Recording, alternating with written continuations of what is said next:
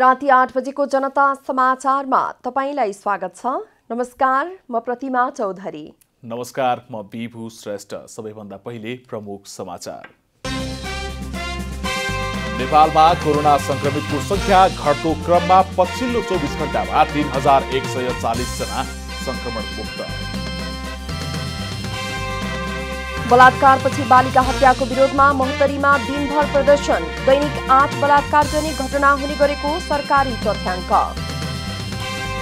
सामाजिक सुरक्षा योजना कार्यविधि परिमार्जन गर्न ट्रेड युनियनहरूको माग। स्वास्थ्य सुरक्षा ग्यारेन्टी गर्न पनि आग्रह। डिसेम्बरको सुरुवातमा कोभिड-19 विरुद्धको खोप वितरण गर्ने अमेरिकाको योजना। पहिलो चरणमा 64 लाखलाई लगाइने। र बन्द प्रशिक्षण सुरु गर्ने पूर्व सन्ध्यामा नेपाली राष्ट्रिय क्रिकेट टिमका कप्तान ज्ञानेन्द्र मल्लसहित 3 खेलाडीलाई देखियो कोरोना संक्रमण।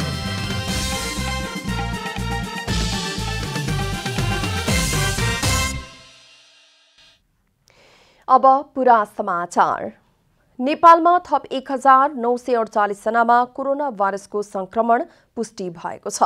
9210 वटा नमुना परीक्षण गर्दा उक्त संख्यामा संक्रमण पुष्टि भएको हो। यो सँगै नेपालमा कोरोना भाइरस संक्रमित हुनेको संख्या 2,26,026 पुगेको छ। काठमाडौँ उपत्यकामा थप 835 जनामा कोरोना संक्रमण पुष्टि भएको छ। काठमाडौँमा 625, ललितपुरमा 113 र भक्तपुरमा 87 जनामा कोरोना संक्रमण पुष्टि भएको स्वास्थ्य तथा जनसङ्ख्या मन्त्रालयले जनाएको छ। अहिले देशभर सक्रिय संक्रमित संख्या 16,639 रहेको छ। संक्रमित मध्ये 10,184 जना होम आइसोलेसनमा र 6,455 जना संस्थागत आइसोलेसनमा रहेको मन्त्रालयले जनाएको छ। संक्रमित मध्ये 345 जनाको आइसियु र 63 जनाको भेन्टिलेटरमा उपचार भइरहेको छ। त्यस्तै आज 3,140 जना कोरोना मुक्त भएसँगै कोरोना संक्रमण मुक्त हुनेको संख्या 2,07,998 पुगेको छ। अहिले देशभरका क्वारेन्टिनमा 669 जना रहेका छन्। त्यस्तै पछिल्लो 24 घण्टामा थप 28 जनाको कोरोना संक्रमणबाट मृत्यु भएको छ। यो सँगै नेपालमा कोरोना संक्रमणका कारण ज्यान गुमाउनेको संख्या 1389 पुगेको छ। कोरोना भाइरस संक्रमण पहिचानका लागि हालसम्म 16,90,509 वटा नमुना PCR विधिबाट परीक्षण गरिएको स्वास्थ्य मन्त्रालयले जनाएको छ। काठमाडौँ महानगरपालिकाले टोलमा गएर PCR परीक्षणका लागि स्वाब संकलन गर्न थालेपछि स्थानीय खुसी भएका छन्। सरकारी निर्णय अनुसार स्वाब संकलनको काम थालेपछि स्थानीय हर्षित भएका हुन्। काठमाडौँ महानगरपालिकाले वडा कार्यालय मार्फत जनशक्ति परिचालन गरी PCR परीक्षणका लागि स्वाब संकलन गरिरहेको छ। स्थानीय आदर्श लामिछाने महानगरको यस कामलाई समुदायको सुरक्षाका लागि राम्रो कदम भन्नुहुन्छ। राम्रो इनिसिएटिभ हो, किनभने कम्युनिटी लेभलमा अब सबैजना सँगै बस्नुहुन्छ है। त्यसले गर्दाखेरि अब एकजना दुईजनाको सबैजनाको टेस्ट गरेर विस्तारै गर्दाखेरि चाहिँ पुरै कम्युनिटी नै सेफ हुने कुरा हो यो चाहिँ। स्थानीय उद्धव प्रसाद लामिछाने अधिकांश जनता सशुल्क परीक्षण गर्न सक्ने अवस्थामा नभएकाले अभियानलाई बृहत बनाउनु पर्ने सुझाव दिनुहुन्छ। राम्रो गरेको छ भन्ने लिएको छु मैले यसलाई। यो सबै यहाँ मात्र नभएर सबै ठाउँमा यो हुनुपर्छ। अब कति गर्नु अधिकांश नेपालीहरूले गर्न नसक्ने अवस्थामा छ। अर्का स्थानीय फाल्गुनी दाहाल केही समय बन्द भएर पुनः निशुल्क स्वाब संकलन भइरहेकोमा खुसी व्यक्त गर्दै सबै स्थानमा यसरी नै अभियान चलाउनु पर्ने बताउनुहुन्छ। सर्वसाधारणले सबैको पहुँच नहुन सक्छ। कमसेकम यति भइदिनु, नगरपालिकाबाट यति भइदिनु खुसी लाग्यो। काठमाडौँ महानगरपालिका वडा नम्बर 6 का वडा अध्यक्ष दिपेन्द्र लामाले संक्रमितको संख्या बढ्दै गएपछि कन्ट्र्याक्ट ट्रेसिङ र सरकारले तोकेको मापदण्डका आधारमा स्वाब संकलन थालिएको बताउनुभयो। संक्रमित एका घरका ट्रेसिङमा परेका व्यक्तिहरूको स्वाब संकलन थालिएको हो। जो कन्ट्र्याक्टमा भएको छ, जो बिरामी छ, त्यसमा भएकोहरूलाई मात्रै गराउने हो। यो स्वाभाविक रूपमा अहिले निरन्तर गर्नुपर्छ, यसलाई निरन्तर दिनुपर्छ भन्ने कुरा हो। कोरोनाको निशुल्क परीक्षण नगर्ने सरकारी निर्णय सर्वोच्च अदालतको आदेशपछि बदर भएपछि अहिले सरकार र स्थानीय तहहरूले मापदण्ड बनाएर कोरोना परीक्षण गरिरहेका छन्। अन्य जिल्लाहरूमा कोरोना संक्रमितको संख्या घट्दै गएपछि काठमाडौँ उपत्यकामा भने दिनदिनै संक्रमित बढिरहेका छन्। महानगरपालिकाले अशक्त वृद्ध-वृद्धाहरूको मोबाइल भ्यान मार्फत स्वास्थ्यकर्मी खटाएर स्वाब सङ्कलन गरिरहेको छ।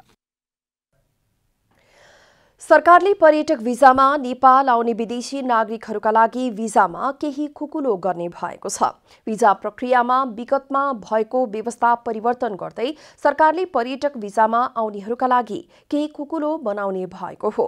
विधान व्यवस्थापन समितिमा छलफलमा रहेको अध्यागमन सम्बन्धमा व्यवस्था गर्न बनेको विधेयकमा विदेशी नागरिकले नेपाली भिजा प्राप्त गर्न दिने निवेदन तथा कागजात संकलन र सहजीकरण सम्बन्धी काम नेपाल सरकारले तोकेका कम्पनी र संस्था मार्फत गराउन सक्ने व्यवस्था प्रस्ताव गरिएको छ। विधेयकमाथिको छलफलमा गृहमन्त्री रामबहादुर थापाले नेपालको पर्यटन क्षेत्रमा टेवा पुर्याउने उद्देश्यले यस्तो व्यवस्था गर्न लागिएको बताउनुभयो। विकास गर्ने भन्ने जुन राष्ट्रिय लक्ष्य राखिएको छ त्यसलाई प्राप्त गर्नेको एउटा आधार चाहिँ भनेको यहाँ पर्यटन पनि भिजा दिने जुन अहिलेसम्मको जुन प्रक्रियामा छ सरकारको तर्फबाट जुन ढङ्गले गएको छ त्यसमा धेरै चाहिँ ढिला सुस्ती हुने र चाहिँ जुन पर्यटकहरू आउने चाहिँ कुराहरू पनि ढिला सुस्ती हुने चाहिँ त्यस कारणले यसलाई अलि तीव्र बनाउने र यसलाई सहज गर्ने अध्यागमन सम्बन्धी कानूनलाई संशोधन र एकीकरण गर्न बनेको विधेयक अहिले छलफलको क्रममा रहेको छ। अध्यागमन सम्बन्धी विद्यमान कानून परिवर्तन गर्नुपर्ने विभिन्न पक्षबाट आवाज उठ्न थालेपछि सरकारले केही कानून संशोधन र एकीकरण गर्न विधेयक ल्याइएको हो। नेपालमा विदेशीको आगमन, उपस्थिति र नेपालबाट विदेशीको प्रस्थानलाई नियमित र व्यवस्था गर्ने उद्देश्यले विधेयक ल्याइएको सरकारले जनाएको छ। विधेयक प्रचलनमा आएपछि विदेश जाने र विदेशबाट हुने नेपाली नागरिकको आगमनलाई पनि व्यवस्थित गर्नेछ। बालिका हत्याको विरोधमा महोत्तरीका विभिन्न ठाउँमा आज दिनभर प्रदर्शन भएको छ। महोत्तरीको बर्दिवास, जलेश्वर र शम्सीमा स्थानीयले दिनभर प्रदर्शन गरेका हुन्। बर्दिवास नगरपालिकाकी 6 वर्षीय बालिकाको परिवारलाई उचित क्षतिपूर्ति र प्रहरीको गोली लागि उपचारका क्रममा ज्यान गुमाएका सञ्जय न्युपानेलाई शहीद घोषणा लगायतका माग राख्दै प्रदर्शन भएको हो। जिल्ला प्रशासन कार्यालय महोत्तरीले जारी गरेको निषेधाज्ञाको बेवास्ता गर्दै बर्दिवासमा आज दिनभरि नै स्थानीयहरू प्रदर्शनमा उत्रिएका थिए।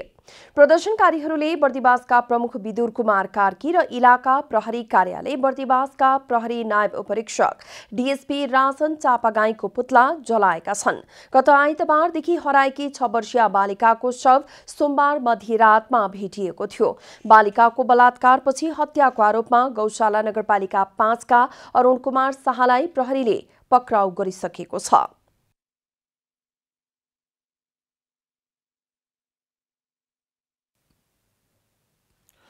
महोत्तरीको बर्दिवासमा 6 वर्षीय बालिकाको बलात्कारपछि हत्या भएपछि आन्दोलन चर्कदै गएको छ। नेपालमा हरेक वर्ष बलात्कारका घटना बढिरहेका छन्। चालु आर्थिक 3 महिनाको तथ्याङ्कलाई आधार मान्ने हो भने दैनिक औसतमा 8 बलात्कारजन्य घटना हुने गरेको तथ्याङ्क सार्वजनिक भएको छ। मङ्सिर 7 गते आइतबार महोत्तरीको बर्दिवास नगरपालिका 14 की 6 वर्षीय बालिका गुलबसा खातुनको बलात्कारपछि हत्या भयो। बालिका हत्या आरोपमा प्रहरीले स्थानीय 25 वर्षीय अरुण कुमार शाहलाई पक्राउ गरेको छ। त्यसो त नेपालमा हरेक वर्ष बलात्कारका घटना बढिरहेका छन्। प्रहरीको तथ्याङ्क अनुसार आर्थिक वर्ष 2072-73 मा 1093 बलात्कारका घटना भएका थिए। यस्तै आर्थिक वर्ष 2073-74 मा 1137, आर्थिक वर्ष 2074-75 मा 1480, आर्थिक वर्ष 2075-76 मा 2233 र आर्थिक वर्ष 2076-77 मा 2144 बलात्कारका घटना भएका छन्। चालु आर्थिक वर्षको 3 महिनामा 722 बलात्कार जन्य घटना भएका छन्। अब यो रेपका घटना मैले चाहिँ विगतको हामी करिब 3 वर्षको एनालाइसिस गर्ने हो भने 75-76 मा 2230वटा रेप भएको छ। यसलाई टेन्टेटिभ हेर्ने हो भने दिनको 6वटा जति, करिब 6वटा जति पर्न आउँछ। त्यसपछि 76-77को आर्थिक वर्षमा हेर्ने हो भने अलिकति घट्या छ, 2144 भएको छ। यो करिब 500 जतिको आउँछ। र यो आर्थिक वर्षको साउनदेखि अहिले चाहिँ असोजसम्मको डाटा हेर्ने हो भने यो भनेको चाहिँ 722वटा छ। माथिको तथ्याङ्कलाई आधार मान्ने हो भने नेपालमा हरेक दिन कम्तीमा 6वटा बलात्कारका घटना हुने गरेकोमा चालु आर्थिक वर्षको 3 महिनामा भने त्यो संख्या बढेर दैनिक 8 बलात्कारका घटना भइरहेका छन्। पछिल्लो समय भएका अधिकांश बलात्कारका घटनामा स्थानीय परिवारभित्रका व्यक्ति, आफन्त र चिने जानेकाबाटै बढी हुने गरेको प्रहरीको भनाइ छ। विशेष गरी रेपको घटनामा चाहिँ कस्तो देखिन्छ भने उमेरको हिसाबले हामीले एनालाइसिस गर्ने हो भने पनि सबभन्दा बढी 11 वर्षदेखि 16 वर्षका चाहिँ बालबालिकाहरू चाहिँ रेपमा भाग हुन्छ। त्यसपछि 19देखि 25 वर्षका चाहिँ बढी रेप हुन्छन्। यद्यपि रेप त अब 4 महिनाको 4 वर्षको बालिकादेखि लिएर 60 नागेका पनि रेप भएको छन्। अधिकांश हामीले सङ्ख्या डाटा चाहिँ टेबुलेसन हेर्दाखेरि त्यो देखिन्छ। प्रहरीकोमा आएका घटनामध्ये अधिकांश बालिका, किशोरी र असहाय महिला धेरै बलात्कारको शिकार हुने गरेका छन्। 2075 साउन 10 गते कञ्चनपुरकी 13 वर्षीय बालिका निर्मला पन्तको बलात्कारपछि भएको हत्या र पछिल्लो समय बलात्कारका घटना बढिरहेका बेला बलात्कारीलाई फाँसीको सजाय हुनुपर्ने माग समेत उठिरहेको छ। क्यामेरामा कुमार मानन्दरका साथ रूपक कुलाल, काठमाडौँ। खानेपानी मन्त्री बिना मगरले समाज रूपान्तरणका लागि महिला हिंसा विरुद्धको 16 दिने अभियानको नारालाई आत्मसात गर्न जरुरी रहेको बताउनु भएको छ। बुधबार कञ्चनपुरको पुनर्वास नगरपालिकाले आयोजना गरेको महिला हिंसा विरुद्धको 16 दिने अभियानको उद्घाटन गर्दै मन्त्री मगरले अभियानलाई सामान्य औपचारिक कार्यक्रममा मात्र सीमित नराखी निरन्तर गाउँ बस्ती समाजमा रहेका विकृतिको अन्त्यको महाअभियान हुनुपर्ने बताउनुभयो। हाम्रो गाउँ बस्ती समाजमा रहेका विकृतिहरूको अन्त्यको एउटा महान अभियानमा सहभागी हुनेछ र यसले सानो घेरा होइन कि फराकिलो घेरा निर्माण गर्दै हाम्रो समाज रूपान्तरणको लैङ्गिक हिंसा सहितका अन्य हिंसाहरू, अन्य विभेदहरूको अन्त्यको महाअभियानमा हाम्रो गाउँ बस्तीलाई सामेल गराउन नेतृत्वज्यूहरू सफल हुनुहुनेछ भन्ने विश्वास मैले लिएको छु। अभियानले समाजमा वितृष्णा, निराशा होइन उत्साह उमङ्ग देखिने गरी रूपान्तरण हुनुपर्ने मन्त्री मगरको धारणा छ। अत्यधिक हिंसक बन्दै गएका छ त समाजका प्रणालीहरू, हामीहरू त्यसो पनि होइन।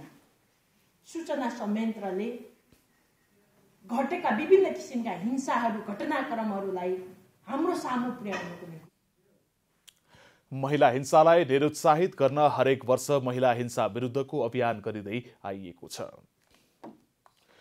3वटा ट्रेड युनियनहरूले अनौपचारिक र स्वरोजगार क्षेत्रलाई समेट्ने गरी सामाजिक सुरक्षा योजना कार्यविधि परिमार्जन गर्न माग गरेका छन्।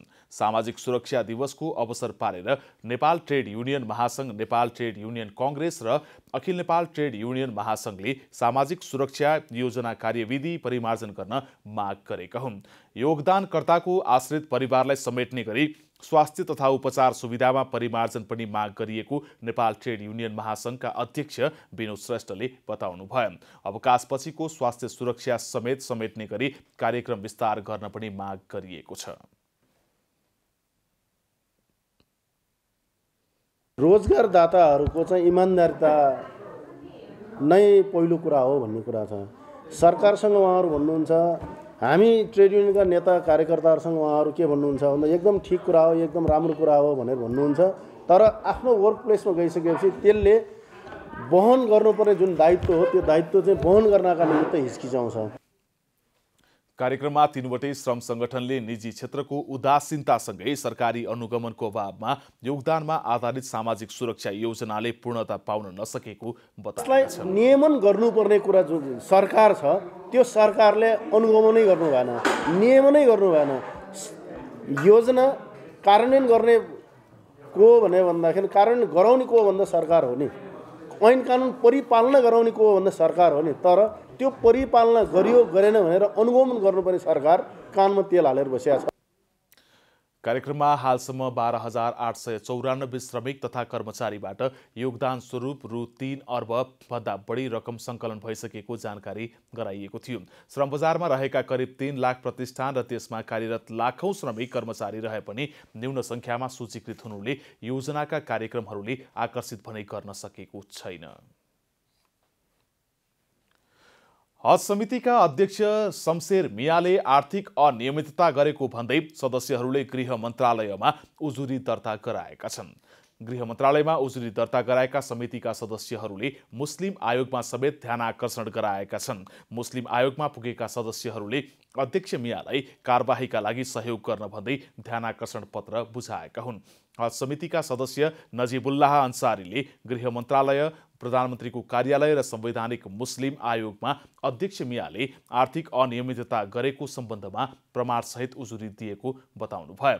अध्यक्ष मियाले हज यात्रामा जाने हाजीहरूको व्यवस्थापनमा करिब 3 करोड रुपैयाँ हिनामिना गरेको आरोप सदस्यहरूले लगाएका छन्। हाजीहरू बस्नका लागि भवन व्यवस्थापन, खाना व्यवस्थापन, हवाई यात्रा लगायतमा अनियमितता भएको उनीहरूको भनाइ छ। हज यात्रामा जानेहरूबाट अध्यक्ष मियाले प्रतिदिन 12 रियाल बढी रकम लिएको आरोप समेत समितिका सदस्यहरूले लगाएका छन्। यसमा त उही छ, अब हाजीहरूको लगभग व्यवस्थापनमा उहाँले पुग केही कमो बेसी लगभग 3 करोड रुपैयाँको हेनाबेना गर्नुभएको छ। हाजीहरू जो हाजीहरू एउटा पवित्र ठाउँमा जानलाई पाई जम्मा गरेर जान चाहन्छन् र त्यो पैसा खाने र त्यो पैसा खाइदिएका हामीले प्रमाणसहित हाम्रो निवेदनमा हामीले नथी गरेर हालेर पठाएका छौँ। हज यात्राका लागि राष्ट्रिय वाणिज्य ब्याङ्कमा जम्मा भएको 15 करोड रुपैयाँ ब्याज र कमिसनको लोभमा सनराइज ब्याङ्कमा सारेको आरोप समेत समितिका सदस्यहरूले लगाएका छन्। उनीहरूले अध्यक्ष मियालाई तत्काल हज समितिको अध्यक्षबाट हटाई कारबाही गर्न माग गरेका छन्। पश्चिमी वायुको प्रभावले आज देशभर आंशिकदेखि पूर्ण बदली रही केही स्थानमा हल्का वर्षा र हिमपात हुने भएको छ। पश्चिमी वायुको प्रभावले बागमती, गण्डकी, कर्णाली र सुदूरपश्चिम प्रदेशका उच्च पहाडी तथा हिमाली भूभागका केही स्थानमा हल्का हिमपात हुनका साथै सुदूरपश्चिम र कर्णाली प्रदेशका 1 वा 2 स्थानमा हल्का वर्षाको सम्भावना रहेको जल तथा मौसम पूर्वानुमान महाशाखाले जानकारी दिएको छ। उक्त प्रणालीको प्रभावले बिहिबार बेलुकीसम्म देशका अधिकांश स्थानमा आंशिकदेखि पूर्ण बदली हुनका साथै उच्च पहाडी तथा हिमाली भूभागका केही स्थानमा हिमपातको समेत सम्भावना छ। आज राति प्रदेश नम्बर 1 बागमती, गण्डकी, लुम्बिनी, कर्णाली र सुदूरपश्चिम प्रदेशका पहाडी भूभागमा सामान्य बदली रही देशका अन्य भूभागमा आंशिक बदलीको सम्भावना रहेको बताइएको छ। मौसम पूर्वानुमान महाशाखाको पछिल्लो विवरण अनुसार आज काठमाडौँ उपत्यकाको न्यूनतम तापक्रम 5.6 डिग्री र अधिकतम तापक्रम 20.0 डिग्री सेल्सियस छ। त्यस्तै आज सबैभन्दा कम जुम्लाको न्यूनतम तापक्रम -0.8 डिग्री र सबैभन्दा धेरै धनगढीको न्यूनतम तापक्रम 16.5 डिग्री सेल्सियस छ। सुदूरपश्चिम प्रदेश सरकारले चालू आर्थिक वर्षको पहिलो चौमासिकको खर्च तथा राजस्व सङ्कलन विवरण सार्वजनिक गरेको छ। आर्थिक मामिला तथा योजना मन्त्रालयले बुधबार धनगढीमा पत्रकार सम्मेलन गरी खर्च तथा आमदानी सार्वजनिक गरेको हो। सुदूरपश्चिम प्रदेश सरकारले पहिलो चौमासिकमा कुल बजेटको 6.29% अर्थात् 2 अर्ब 9 करोड 86 लाख 36 हजार रुपैयाँ खर्च गरेको छ। चालू आर्थिक वर्ष 2077-78 को प्रथम चौमासिक बजेट खर्च र राजस्व सङ्कलनको अवस्था सार्वजनिक गर्दै आर्थिक मामिला तथा योजना मन्त्री झपट बोहराले यस वर्ष गत वर्षभन्दा 1.76% खर्च वृद्धि भएको बताउनुभयो। गत वर्ष पहिलो चौमासिकमा कुल बजेटको 4.53% मात्रै खर्च भएकोमा यस वर्ष चालुतर्फ 1 अर्ब 10 करोड 47 लाख 50 हजार अर्थात् 6.65% र पुँजीगततर्फ 79 करोड 38 लाख 76 हजार अर्थात् 5.93% खर्च भएको मन्त्री बोहराले बताउनुभयो। गत आर्थिक वर्षको पहिलो चौमासिकमा चालुतर्फ 5.40% र पुँजीगततर्फ 3.52% मात्रै खर्च भएको थियो। प्रदेश अर्थमन्त्री बोहराले यस वर्ष चालुतर्फ 1.25 र पुँजीगततर्फ 2.41% खर्च बढी भएको बताउनुभयो। कुल विनियोजन मध्ये चालुतर्फ 1 अर्ब 10 करोड 47,50,000 खर्च भएको छ, जुन विनियोजनको तुलनामा 6.65% हुन आउँछ, जबकि गत आर्थिक वर्षको सोही अवधिमा चालुतर्फ 5.40% मात्र खर्च भएको थियो। गत आर्थिक वर्षको तुलना गर्दा समीक्षा अवधिमा 1.25%ले खर्च बढी हुन गएको छ। चालु आर्थिक वर्षमा सुदूरपश्चिम प्रदेश सरकारले 33 अर्ब 38 करोड 13,58,000 बराबरको बजेट विनियोजन गरेको थियो। मन्त्री बोहराले यस वर्ष 90% भन्दा बढी बजेट खर्च हुने दाबी गर्नुभयो। यस्तै राजस्वतर्फ पनि गत वर्षभन्दा प्रगति भएको मन्त्री बोहराले बताउनुभयो। आर्थिक वर्ष 77-78 को कुल बजेट 33 अर्ब 38 करोड 13,58,000 रहेको थियो। कुल विनियोजन मध्ये पुँजीगत तर्फ 79 करोड 38,76,000 खर्च भएको छ, जुन विनियोजनको तुलनामा 5.93% हुन आउँछ। प्रदेश सरकारले गत आर्थिक वर्षको पहिलो चौमासिकमा 32.12% राजस्व सङ्कलन गरेको थियो, तर यस वर्ष गत वर्षको पहिलो चौमासिकको तुलनामा 64.45%ले बढी राजस्व सङ्कलन भएको छ। कोरोना भाइरसका कारण ठप्प रहेको ठमेलमा विस्तारै चहल पहल बढ्दै गएको छ। बाह्य पर्यटक छिटपुट मात्रै देखिए पनि स्वदेशी उपभोक्ताको कारण चहल पहल बढ्दै गएको देखिन्छ। ठमेल क्षेत्रमा व्यवसाय गर्दै आएका व्यापारीहरूले पनि चहल पहल विस्तारै बढ्दै गएको बताएका छन्। कोरोना भाइरस संक्रमण रोकथाम तथा नियन्त्रणका लागि गत वर्षको चैत महिनादेखि लकडाउन भएपछि पर्यटकीय बजार ठमेल पनि प्रभावित भयो। विमानस्थल बन्द भएपछि पर्यटकहरूको आवागमन ठप्प रह्यो। सरकारले लकडाउन खुकुलो बनाउँदै गएपछि पनि लामो समय विमानस्थल सञ्चालन नहुँदा पर्यटकहरू नेपाल आउन सकेनन्। त्यसैले पनि ठमेलमा पर्यटकहरू देखिएनन्। पछिल्लो समय पर्यटन क्षेत्रलाई सुचारू गरिए पनि सरकारी मापदण्डका कारण पर्यटकहरू आउन सकेका छैनन्। त्यसैले पनि ठमेल क्षेत्र पर्यटक विहीन बनेको छ। तर केही दिन यता स्वदेशी उपभोक्ताको चहल पहल बढेको ठमेलका व्यापारीहरूले बताएका छन्। त्यस्तै होटल क्षेत्रमा पर्यटकहरूले बुकिङका लागि सोधपुछ गर्न थालेका छन्। यो जनवरी भनेपछि जनवरी फेब्रुअरी एकदम बुकिङ थियो, अहिले क्यान्सल गरेर अब फेरि पनि इन्क्वायरिङ आइरहेछ। अब चाहिँ हुन्छ कि जस्तो आशा छ, हामीसँग त्यही छ। अब हुन्छ नै भन्ने चाहिँ त्यस्तो चाहिँ छैन, जस्तो अब हुन्छ होला, किनकि अब सबै फ्लाइटहरू खोलाएपछि चाहिँ राम्रै हुन्छ होला। पहिलाको र अहिलेको अवस्थामा त तपाईँको डिफ्रेन्ट त होइन, तर पहिलाको जस्तै हुनलाई त अझ टाइम लाग्ला। तर अहिले केही अलिकति नेपालीहरूको चहलपहल बढ्या भएर अलिअलि पसल यसो खोल्या जस्तो भएर अब खोल्न त थालेछन् सबैले, अब होला कि भन्ने आशा पनि छ होइन। पर्यटन व्यवसायीहरूले भने पर्यटकका लागि तयार पारिएको स्वास्थ्य मापदण्डका कारण पर्यटकहरू आउन नसकेको बताएका छन्। सरकारले नेपालमा आएपछि क्वारेन्टाइन नबसिकन PCR परीक्षण गरी घुम्न जाने व्यवस्था गर्ने हो भने पर्यटकहरू आउन सक्ने पर्यटन व्यवसायीको भनाइ छ। जो पर्यटक नेपालमा आइपुग्छ उसलाई सकेसम्म यही PCR गरेको राम्रो। जस्तो कि अब PCR चेकअप गरेर आयो फेरि क्वारेन्टाइन बस भनेको छ, त्यसको सट्टामा त चेकअप गरेर आउँछ, ऊ त आउँछ होइन। तर ऊ नेपालमा आएपछि सस्तोमा जति सकिन्छ कम रेटमा उसलाई PCR चेक गराएर नेगेटिभ भएको जतिलाई तिमी घुम्न जाऊ।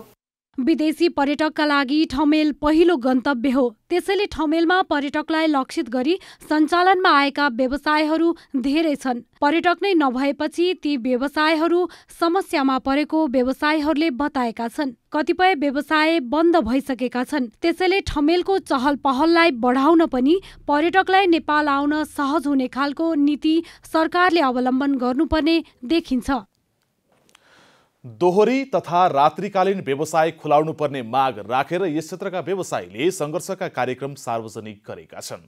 दोहोरी साँझ तथा रात्रिकालीन व्यवसाय सञ्चालन तथा व्यवस्थापन समितिले राजधानीमा एक कार्यक्रम गरी व्यवसाय सञ्चालनको लागि सरकार तथा सम्बन्धित निकायलाई आग्रह गर्दा पनि कुनै सुनवाई नभएपछि सङ्घर्षमा जान बाध्य भएको जनाएको हो। समितिले बिहिबार काठमाडौँ जिल्ला प्रशासन कार्यालयमा ज्ञापन पत्र बुझाउनेदेखि मङ्सिर 24 गतेबाट आमरण अनसन सुरु गर्ने सम्मका सङ्घर्षका कार्यक्रम सार्वजनिक गरेको छ। व्यवसायीले स्वास्थ्य मापदण्ड पूरा गरेर दोहोरी तथा रात्रिकालीन व्यवसाय क्षेत्र खोल्न पाउनुपर्ने माग गरेका छन्। डेढ महिनै भइसक्यो, त्यत्रो टाइम भइसक्यो हामीले केही त खबर आउला सरकारले केही त सम्बोधन गर्ला हाम्रो व्यवसायमा केही न केही त बोल्ला भन्ने हामीलाई अपेक्षा थियो तर केही बोलेन त्यही भएर हामीले अब यो पत्रकार सम्मेलन गरेर हाम्रो आन्दोलनको कार्यक्रम यो छ भनेर बुझाउनलाई पनि यो पत्रकार सम्मेलन गरेको हो र राज्यले हामीलाई दिएको एउटा सिस्टममा हामी बस्न पनि तयार छौँ तर तपाईहरूले हाम्रो व्यवसाय बन्द गराएर जनतालाई घरमा थुनाएर र कलाकारिताको नाममा राष्ट्रको गहना भन्दै दिँदा कलाकार हजारौँ कलाकारहरू बेरोजगार भएर आज यो अवस्थामा पुग्दाखेरि राज्यको जब ध्यान जाँदैन भने यस कारणले नै हामीले प्रेसमिट गरेका हौँ। काठमाडौँ उपत्यकामा मात्रै करिब 500 रात्रिकालीन व्यवसाय रहेको र 20,000 भन्दा बढीले प्रत्यक्ष रोजगारी पाइरहेको व्यवसायीहरूले जनाएका छन्। अब आर्थिक समाचार।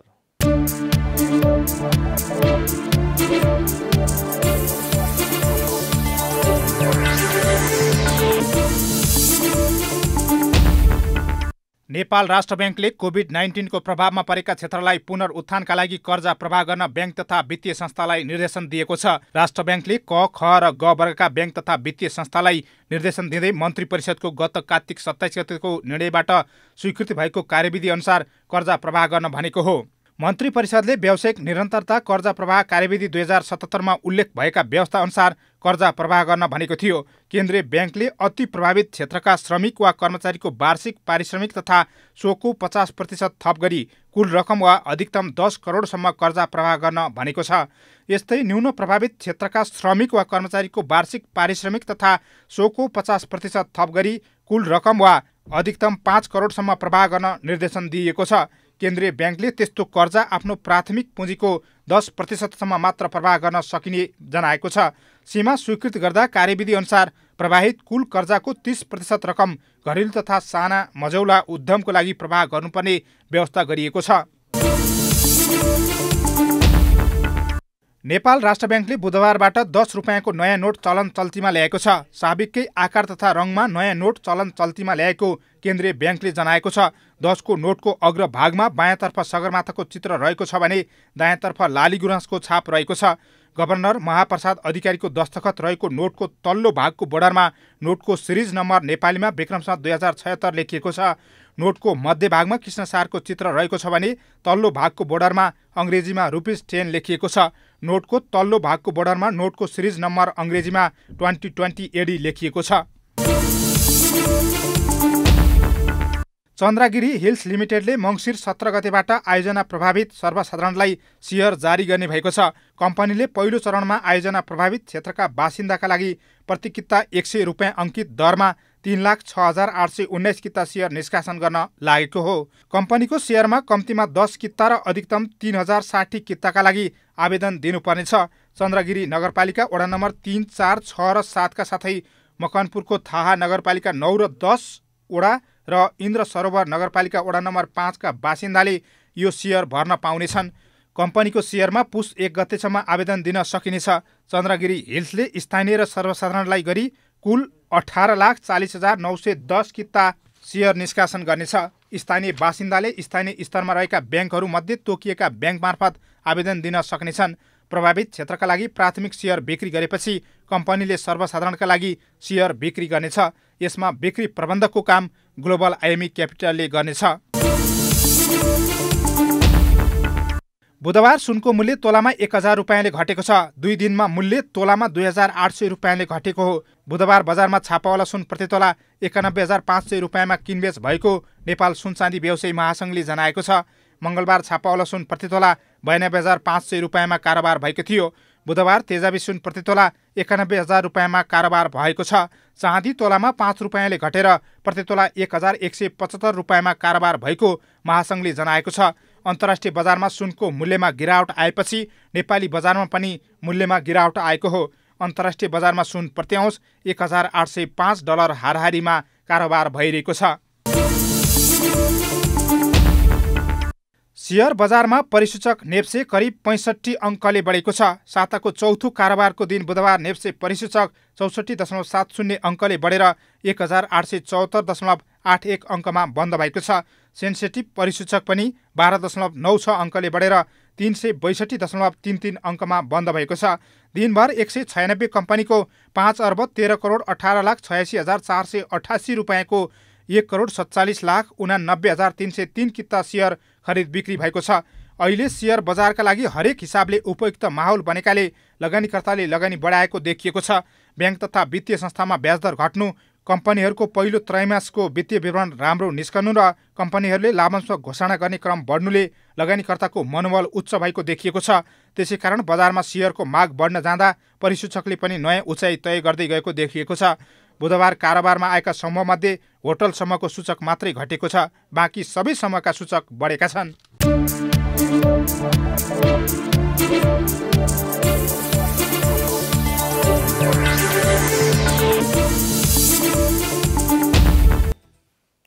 अब खेल समाचार।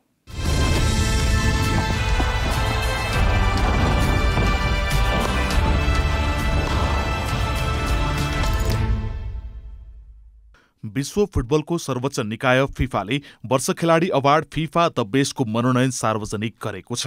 फिफाले बुधबार फिफा द बेस्ट अवार्डको मनोनयन सार्वजनिक गरेको हो। फिफाले सार्वजनिक गरेको मनोनयनको पुरुषतर्फ साबिक विजेता लियोनल मेस्सी सहित 11 खेलाडी परेका छन्। मनोनयनमा मेस्सीसँगै Cristiano Ronaldo, Kylian Mbappe, Neymar, Robert Lewandowski, Kevin De Bruyne, Thiago Alcantara, Sadio Mane, Sergio Ramos, Mohammad सलाह र भर्जिल भ्यान डिक परेका छन्। महिलातर्फ Lucy Bronze, Delphine Cascarino, Caroline Graham, Pernille Harder, Jennifer Hermoso, Ji So Yun, Sam Kerr, साकी कुमागाई, डेसिनिफर माराजोन, विभिन्ने मेडिमा र वेन्डे रेनार्ड मनोनयनमा परेकी छिन्। Best goalkeeper अवार्डका लागि पुरुषतर्फ Alisson Becker, Thibaut Courtois, Keylor Navas, Manuel Neuer, Jan Oblak र मार्क टेर स्टेगन मनोनयनमा परेका छन्। यस्तै द बेस्ट प्रशिक्षकको मनोनयनमा मार्सेलो बियस्ला, Hansi Flick, Jurgen Klopp, Julen Lopetegui र जिनेदिन जिदान परेका छन्। फिफाले विजेताको नाम आगामी डिसेम्बर 17मा घोषणा गर्नेछ। फिफाले सदस्य राष्ट्रको कप्तान, प्रशिक्षक, खेल पत्रकार र समर्थकको भोटका आधारमा फिफा वर्ष खेलाडी घोषणा गर्ने गर्छ। अन्तर्राष्ट्रिय क्रिकेट परिषद आईसीसी को नयाँ अध्यक्ष पदमा न्यूजील्यान्डका ग्रेग बार्कले निर्वाचित भएका छन्। बार्कले दोस्रो चरणको मतदानपछि इमरान ख्वाजालाई पराजित गर्दै आईसीसी को अध्यक्षमा निर्वाचित भएका हुन्। आईसीसी को अध्यक्ष पदमा निर्वाचित हुन कुल 16 भोट मध्ये 11 भोटको आवश्यक पर्दछ।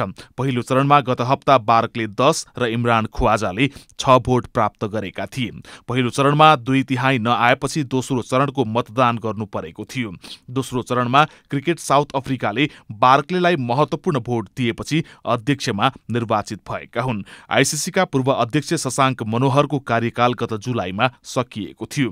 बार्कलेले सन् 2012 देखि न्यूजील्यान्ड क्रिकेटको निर्देशकको रूपमा काम गरेका थिए। नवनिर्वाचित अध्यक्ष बार्कले पेसाले वकिल समेत हुन्।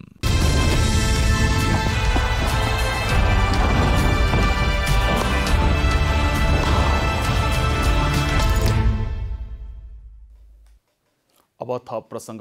नेपाली राष्ट्रिय क्रिकेट टोलीका कप्तान ज्ञानेन्द्र मल्ललाई कोरोना संक्रमण देखिएको छ। मंगलबार नेपाल क्रिकेट संघ क्यानले गरेको कोरोना परीक्षणमा कप्तान मल्ललाई कोरोना संक्रमण देखिएको हो।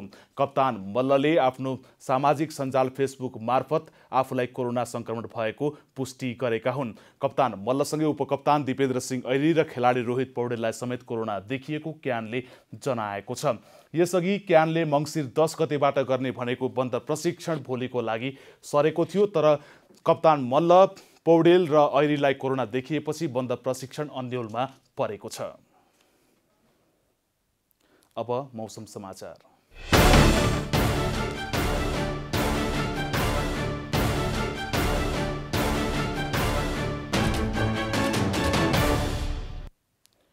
आज दिनभर देशभरिको मौसम सामान्यतया सफा रह्यो। प्रदेश नम्बर 1 बागमती, गण्डकी, लुम्बिनी, कर्णाली र सुदूरपश्चिम प्रदेशको पहाडी भूभागमा सामान्य बदली रही देशका अन्य भूभागमा आंशिक बदली रहनेछ।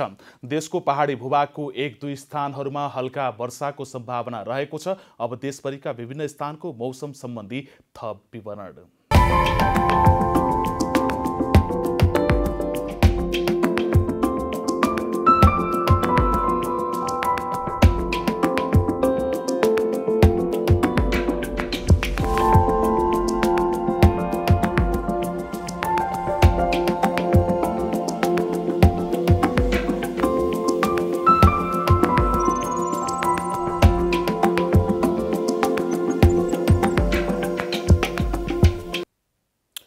अन्त्यमा आजको डायरी।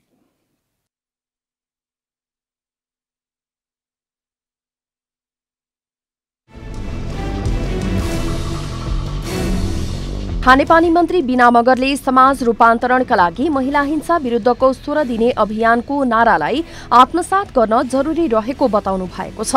मन्त्री मगरले अभियानलाई औपचारिक कार्यक्रममा मात्र सीमित नराखी निरन्तर गाउँ बस्ती समाजमा रहेका विकृतिको अन्त्यको महाअभियान हुनुपर्ने बताउनुभयो। नेपालमा थप 1948 जनामा कोरोना भाइरसको संक्रमण पुष्टि भएको छ। यो सँगै नेपालमा संक्रमित हुनेको संख्या 2,26,026 पुगेको छ। आज 3,140 जना कोरोना मुक्त भएसँगै संक्रमण मुक्त हुनेको संख्या 2,07,998 पुगेको छ। त्यसै पछिल्लो 24 घण्टामा थप 28 जनाको मृत्यु भएसँगै मृतक संख्या 1,389 पुगेको छ। सरकारले पर्यटक भिजामा नेपाल आउने विदेशी नागरिकहरूका लागि भिजामा केही खुकुलो गर्ने भएको छ। भिजा प्रक्रियामा विगतमा भएको व्यवस्था परिवर्तन गर्दै सरकारले पर्यटक भिजामा आउनेहरूका लागि केही खुकुलो बनाउने भएको हो। रुसले आफ्नो समुद्री इलाकामा प्रवेश गर्ने अमेरिकी जहाजलाई ध्वस्त पारिदिने चेतावनी दिएको छ। रुसको दावी अनुसार यूएसएस जोन एस मैकेन उसको समुद्री सीमाको पीटर द ग्रेट गल्फको क्षेत्रमा 2 किलोमिटर भित्रसम्म गएको थियो। नष्ट गर्ने चेतावनीपछि जहाज आफ्नो इलाकामा फिर्ता भएको रुसले जनाएको छ।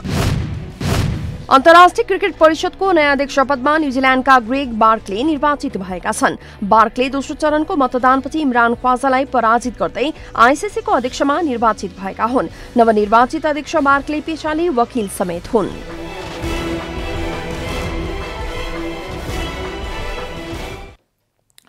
जनता समाचार अहिलेलाई यति नै। जनताद्वारा जनताका लागि प्रसारित जनता टेलिभिजनका कार्यक्रमहरू तपाईँ युट्युब, फेसबुक, ट्विटर र हाम्रो वेबसाइट जनतासमाचार.com मा पनि पढ्न र हेर्न सक्नुहुनेछ। सूचनामा तपाईको सहभागिता, समयमा समाचार हाम्रो प्रतिबद्धता। कोरोना भाइरसको संक्रमणबाट बस्न नियमित रूपमा साबुन पानीले मिचीमिची हात धौँ, भिडभाडबाट टाढै रहौं। नमस्कार।